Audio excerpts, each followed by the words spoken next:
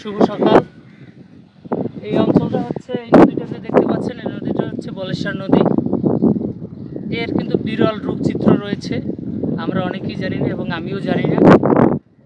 আপনাদের সংক্ষিপ্ত বিবরণ দিয়ে দেখাবো এই বলেশ্বর নদীর একটু বিবরণ। আর ওই যে দেখতেছেন জঙ্গল, সুন্দরবন, এই নদীটা ক্রস করলে ওপারে সুন্দরবন।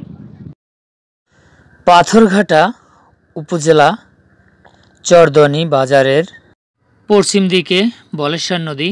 এই নদীর বিরূপ বৈশিষ্ট্য হচ্ছে রূপ বর্ণের বৈচিত্র্য।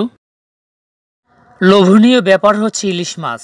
এই নদীর ইলিশ মাছ খুব সুস্বাদু। এই নদীটি 12 মাস লবণ জলে আসক্ত থাকে। মন ভালো রাখে এই দরিয়া, যাকে খুঁজে বেড়ায় সারাক্ষণ। সকলকে ধন্যবাদ, নমস্কার।